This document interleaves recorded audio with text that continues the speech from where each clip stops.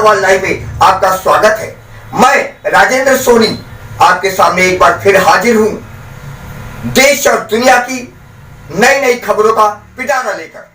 जहां आध्यात्मिक प्रवचन के नाम पर आज के दौर में बड़े बड़े पंडाल लगाए जाते हैं, वहीं हमें एक ऐसी जगह प्रवचन सुनने का अवसर मिला जहां किसी प्रकार का दिखावा नहीं था। एमसीडी विभाग में कूड़ा उठाने वाली गाड़ी चलाने का काम करने वाले राम बाबू कश्यप ने आध्यात्मिक गुरु नारायण साकार विश्वहारी से दीक्षा ली और समस्त समस्याओं से मुक्ति पा गए। उनका कहना है कि आपका उद्धार तभी होगा जब आप स्वयं को अपने गुरु को निश्चल भाव से समर्पित कर दोगे। देखिए आज की ये स्पेशल रिपोर्ट। हम तो गांव में एक सोच करके चलो, कोई किसी का नहीं है भाई। तेरी मेरी अपने पराई निंदा चुगली अहम अहंकार को छोड़ो। जब तक आप नहीं छोड़ोगे, आप कैसे भी वो करो, लेकिन भक्ति में सफल नहीं हो सकते। देखो, भक्ति करने के लिए भी कुछ ना कुछ चाहिए। अरे आप लोगों को इतना अच्छा स्वतंत्र किया हुआ है परमात्मा ने। खेती बाड़ी करो, मेहनत मजदूरी करो, व्यापार करो।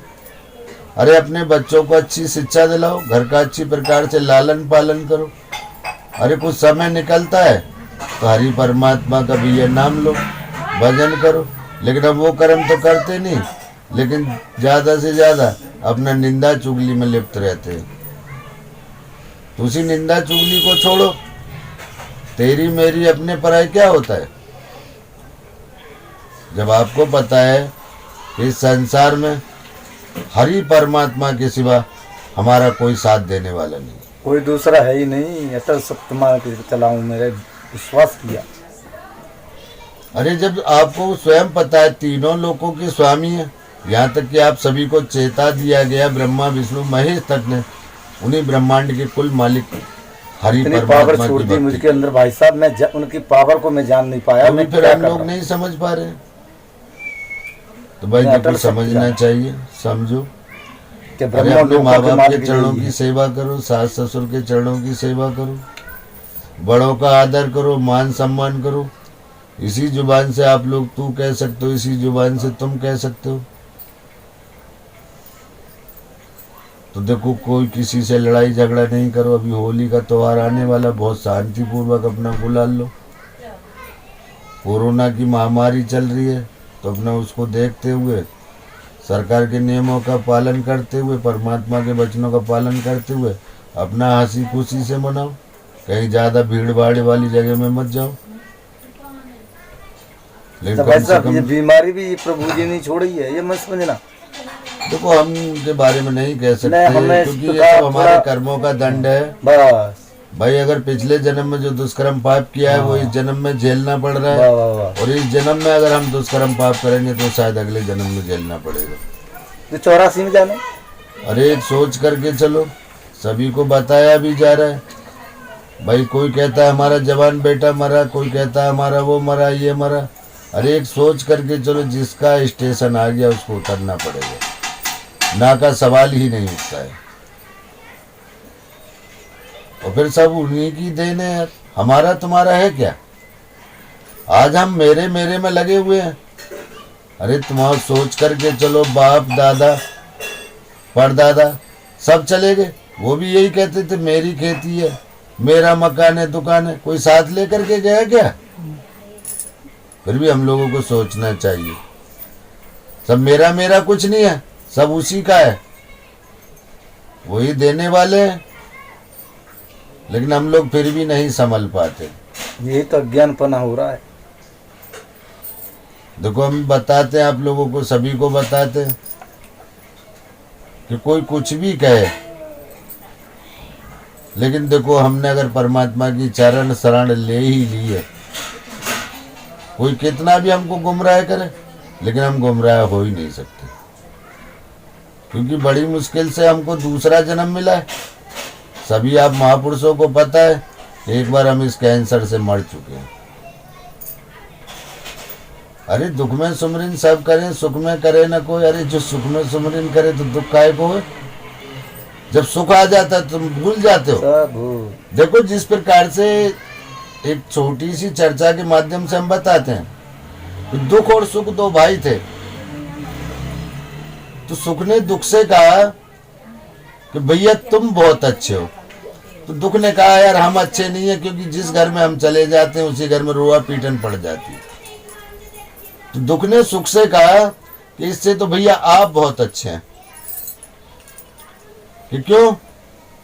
कि जिस घर में भी आप चले जाते हैं उस घर में सुख शांति आ जाती है और खुशी के ठहाके लगते हैं।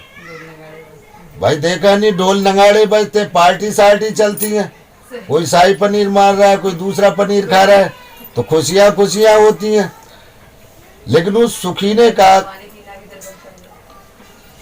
उस सुख ने कहा कि भैया खुशी तो होती है, लेकिन जिस घर में आप चले जाते हो, सुख ने कहा दुख से कि भैया जिस घर में तुम चले जाते हो वहां उस घर में सिर्फ परमात्मा का नाम ही गूंजता है और संसार में कुछ नहीं गूंजता है। तो अब आप ही सोचो, दुख बढ़िया है या घड़ी बेकार है? अच्छा। अरे सबसे अच्छा तो दुख है। अरे दुख है तो हम परमात्मा का नाम ले रहे हैं, अगर दुख नहीं होता तो हम लोग यहाँ बैठे होते, कोई है? फिर कहीं पार्टी सार्टी मना रहे होते, जश्न वसन में लिप्त होते। भाई दुख है तो जब तो हम सब लोग एक जगह बैठे हुए अभी तो भाग के आए हैं। भाई दुख नहीं होता तो हम यहाँ क्यों बैठे होते? सही बात दुख होता तो अपना जश्न मना रहे होते, पार्टी सार्टी चल रही होती, चार आ रखी चार पा रखी। हाँ। ऐसा तो होता।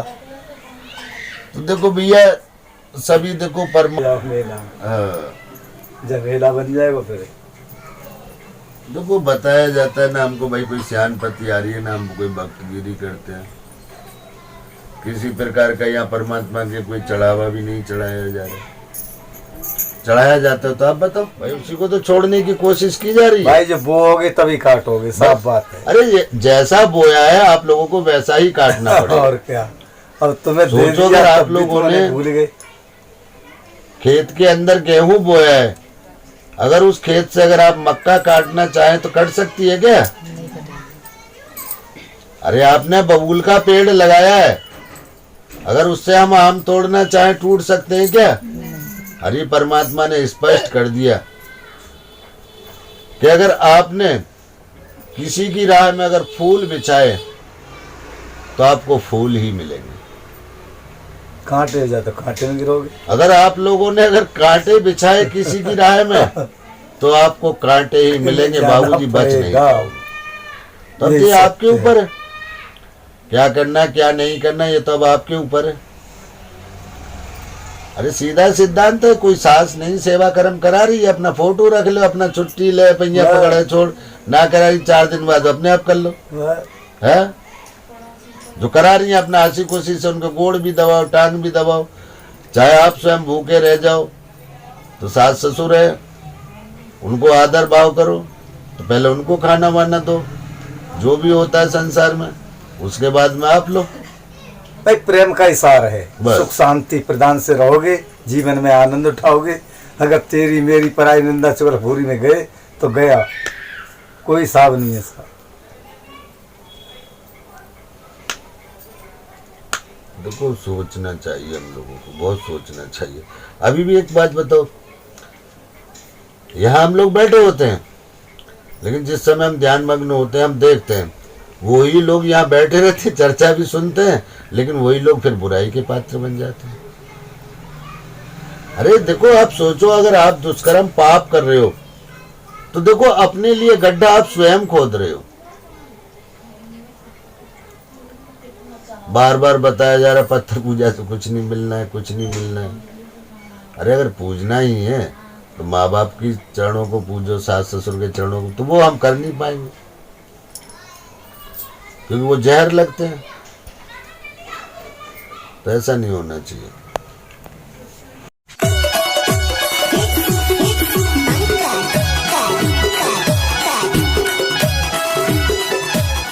जाते जाते सब्सक्राइब करना ना भूलिए। आपके अपने चैनल को एक प्यारे से लाइक